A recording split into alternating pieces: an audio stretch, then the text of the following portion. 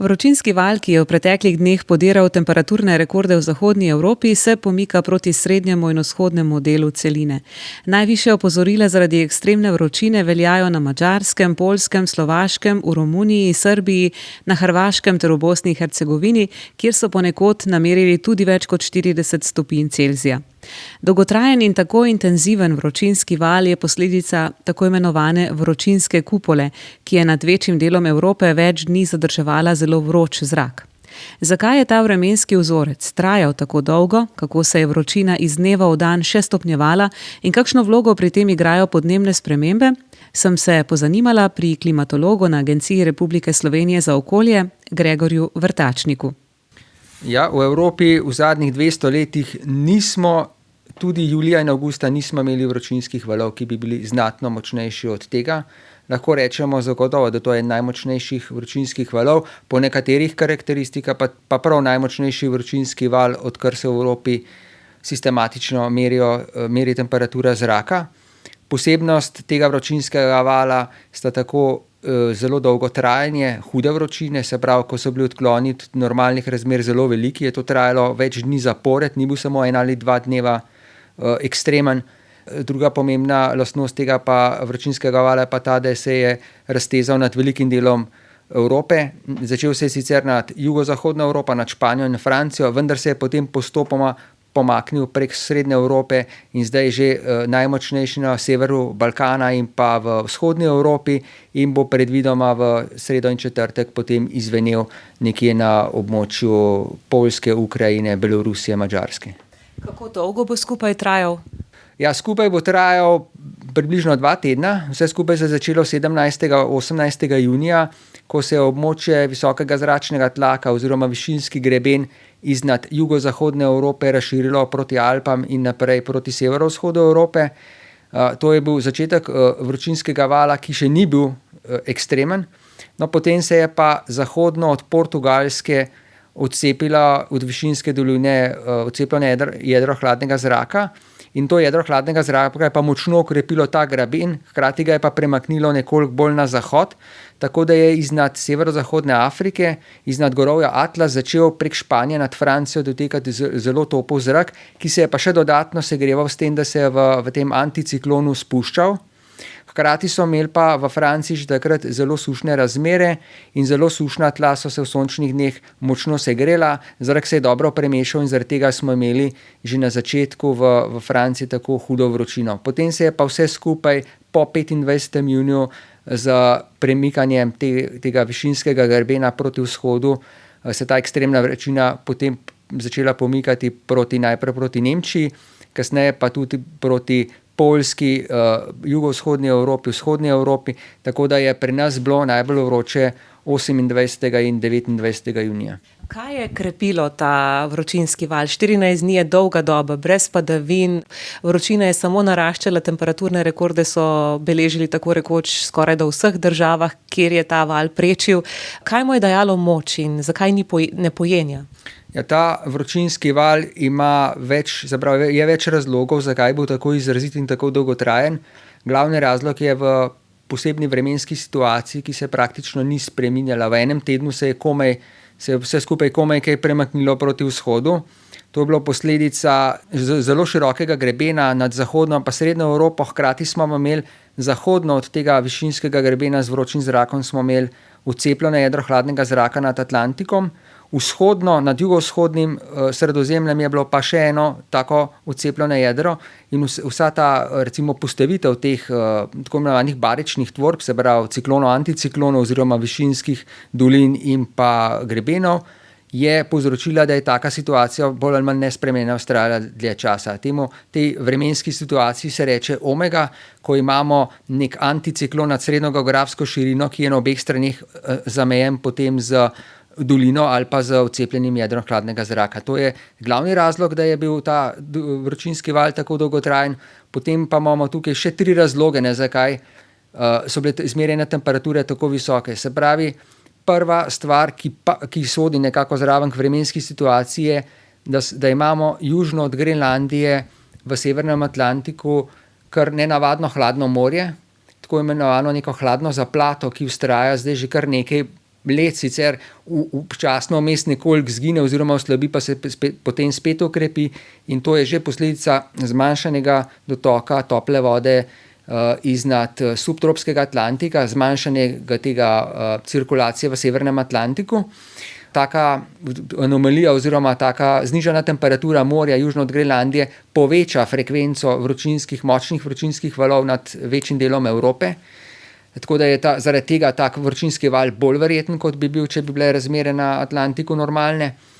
Drugi razlog je, da imamo zaradi globalnega segrevanja seveda vse višje temperature, in juniji so se v zadnjih 50 letih v večjem delu Evrope segreli za približno 3 ali 4 stopinje Celzija, kar pomeni, da bi pred 50 leti ob enaki vremenski situaciji praktično povsod imeli temperature pod 40 stopinj, tudi v Franciji in Španiji bi samo na nekaj postajah namerili malenkost nad 40.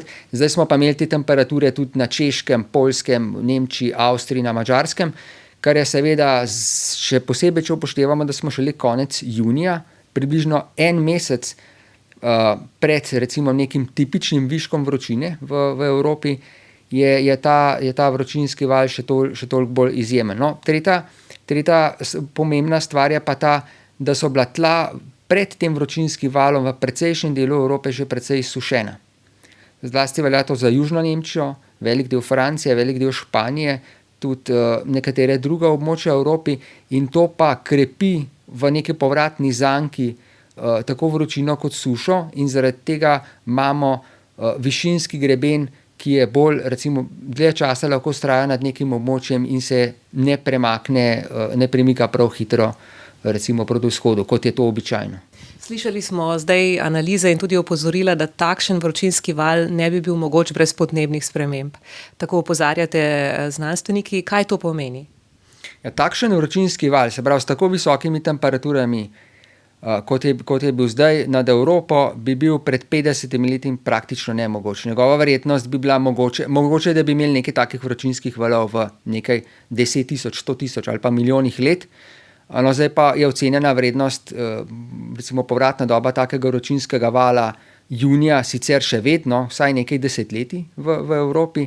Če pogledamo pa na celo leto, se pravi, če upoštevamo še lahko, da se taka vročina pojavi julija in avgusta, bi pa lahko pričakovali tako vročino verjetno tam enkrat na 10 let približno. Ne. Se pravi, še vedno redek dogodek, vendar pa ni več v tem spremenjenem podnebju, ni več tako ekstremen.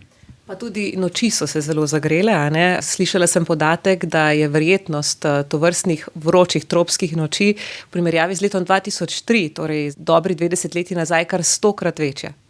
Ja, število tropskih noči, recimo tudi v Sloveniji, pred letom 1990 smo vsem trtja v kakšnem poletju imeli kakšno ali 2, 3 mogoče tropske noči v mestih, ki so ponavadi najtoplejša.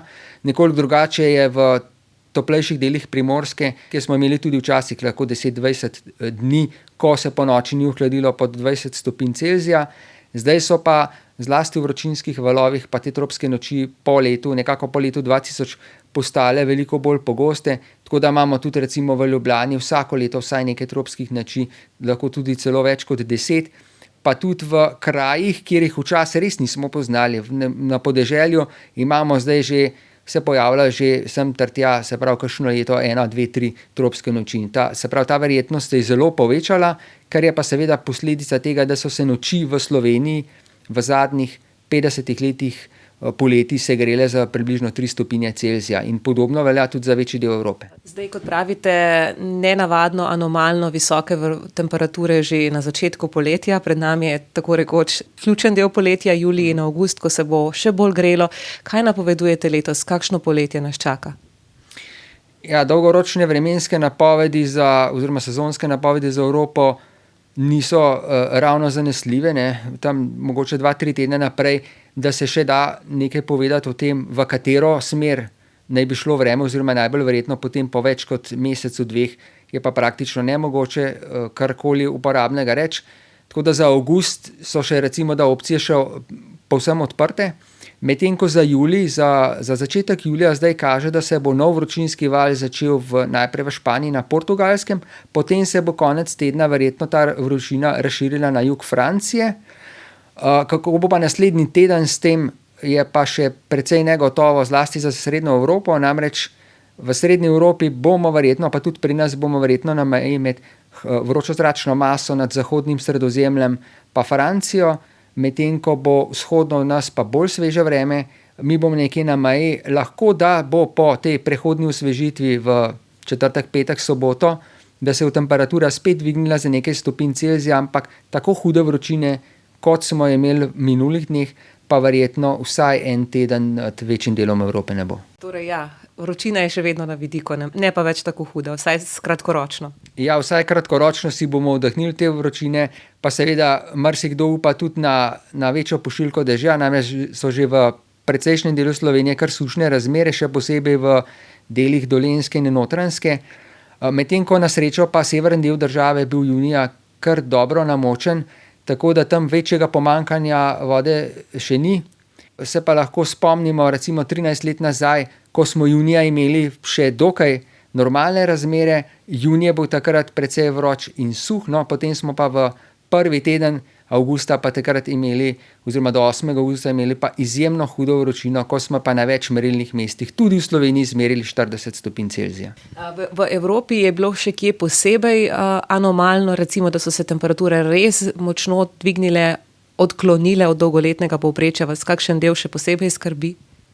Ja, zdaj je največja težava, če gledamo tako na splošno, Francija, kjer je pomanjkanje padavin zdaj traja že zelo dolgo časa, hkrati to kmetijsko pomembna država v Evropi, imeli so tudi zdaj težave zaradi pregrevanja oziroma onemogočanja zadostnega hladilnega vode v nekaterih jedrskih elektrarnah, tako da so bili tudi problemi z električno energijo.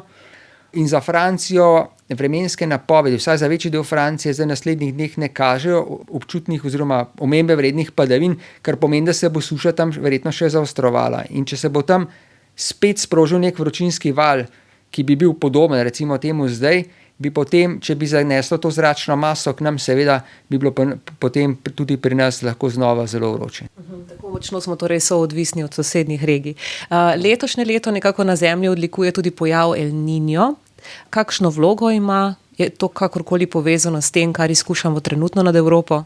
Zaenkrat ni videti, da bi bil El Niño prav zelo povezan s tem vročinskim valom oziroma z vremenskim dogajanjem nad Evropo. V študiji, ki jo opravlja organizacija World Weather Attribution, kjer pogledajo, kako različne podnebne razmere po svetu vplivajo na posamezne ekstremne vremenske dogodke, niso ugotovili statistično pomembne povezave med vročinskimi valovi v Evropi in El Niñom. In tudi, če pogledamo meritve v Sloveniji v zadnjih desetletjih, vidimo, da smo imeli vročinske valove in vroča poletja tako v letih z La Niño kot z El Niñom. Tako da glede tega je verjetno vpliv zelo majhen. Kaj pa sicer El Niño globalno prinaša? Ja, El Niño globalno prinaša predvsem spremenjene padavinske vzorce v subtropskem in pa tropskem pasu. Glavna značilnost El Niña so obilne padavine v srednjem pa vzhodnem delu Tihega oceana, v bližini ekvatorja, kjer je ponavadi dokaj suho ali pa ne pade prav zelo veliko padavin, tako da se pogosto v obalnih delih Ekvadorja in Peruja soočajo s poplavami. Na drugi strani Tihega oceana, tam na območju Indonezije in pa tudi v Indiji in še nekaterih državah v jugovzhodni Aziji imajo pa pogosto ob El Niñu sušo, kar je seveda kompenzacija za tisto močo tam na drugem delu Tihega oceana. Seveda pa vpliv El Niña seže tudi na nekatera druga območja, recimo tudi nad ZDA imajo zaradi tega običajno bolj namočene zime v južnem delu ZDA. Potem imamo pa tudi izrazit vpliv nad Avstralijo. Vzhodni del Avstralije pogosto poleti, se pravi, ko je tam dol poletje, imajo vročino in pa silovite gozdne požare. Seveda pa še potem nekaj območij na svetu, kjer je statistično značilen vpliv El Niña, se pa ne zgodi v vsakem El Niñu, da bi se ta nek pričakovan učinek pa res izrazil. Imamo tudi presenečanja, ko recimo so pričakovanja za nekje za recimo namočeno jesen ali zimo, pa je vendar kljub El Niñu potem pride do suhega letnega časa ali pa celo do suše. Tako da statistično gledano pa je res, da imamo večjo ali pa manjšo verjetnost določenih vremenskih vzorcev na posameznih delih sveta. Če se za konec klimatolog Gregor Vrtačnik z Agencije za okolje še malo vrneva torej k temu vročinskemu valu. Nekako smo vsi v tem krču, ko razmišljamo, kaj lahko sploh storimo. Ne? V tem času seveda lahko blažimo, se zatečemo v senco, pijemo in podobno, ampak sistemsko. Recimo smo zamudili vlak za nek optimističen podnebni scenarij. Smo zdaj že na vlaku, ki drvi v čedalje slabše, bolj drastične vremenske vzorce ali kakorkoli lahko zategnemo ročno. Ja, na tem vlaku, na katerem drvimo, bomo težko zategnili ročno, lahko pa vsaj naredimo, da se bo pospeševanje nehalo oziroma da se bo vlak začel počasi ustavljati. V naslednjih letih verjetno še ne bo bistvenih sprememb glede trendov izpustov toplogrednih plinov, vsaj na svetovni ravni ne kaže, da bi se izpusti bistveno zmanjšali.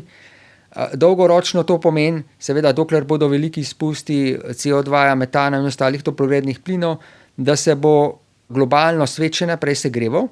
Regionalno pa lahko sčasoma pride do pomembnih razlik, namreč v študijah, ki so bile objavljene v zadnjih letih, se kaže slabitev severnoatlantskega morskega toka oziroma tako imenovane atlantske meridionalne cirkulacije, se pravi, to je en tak velik morski tok, ki gre skozi ves Atlantik in dovaja po površini toplo vodo proti severni in zahodni Evropi, potem se pa tam voda ohladi, se spusti na dno Atlantika in potem potuje v nasprotnem toku proti južnemu Atlantiku. No in če se ta prenos toplote, če se bo zmanjšal, še naprej zmanjševal, se lahko zgodi, da bo sčasoma zaradi tega se bo na severu Evrope zelo ohladilo, namreč prva posledica zelo zmanjšanega dotoka tople vode bi bila lahko, da bi se morski led po zimi močno razširil proti jugu, da bi lahko segal celo do obal Škotske, do Islandije, recimo do južne Norveške in to bi pa že znatno ohladilo podnebje v severni Evropi. Tako bi lahko imeli v Evropi vsaj začasno, pač dokler bi ta ustavitev ali pa močna oslabitev tega toka trajala, bi lahko imeli v povprečju bistveno hladnejše vreme, oziroma podnebje, kot ga imamo sedaj, vendar pa bi vročinski valovi tudi po tem scenariju še vedno ostali v približno taki meri, kot so danes. Skratka, silo nenavadno vremensko obnašanje. Ja, Evropa bi se v bistvu bolj vremensko potem, ali pa podnebno bi se bolj približala Severni Ameriki, kjer Severna Amerika, zlasti ZDA pa jug Kanade, je zelo značilno hitro spreminjanje temperature, predvsem na tedenski ravni, pa tudi marsikje v Ameriki imamo veliko večje razlike med poletjem pa zimo po temperaturi, kot je recimo v Evropi, kjer v Evropi imamo na srečo, da vsaj zaenkrat nasta sorazmerno topo severni Atlantik blaži zimski mraz, hkrati se pa po drugi strani poleti ne segreje toliko, da bi bila zdaj pa cela Evropa naenkrat v primežu vročine. Kot je bila letos, ne? Hvala lepa vam za tale pojasnila in upajmo seveda na čim bolj vremensko umirjeno poletje. Hvala za vabilo.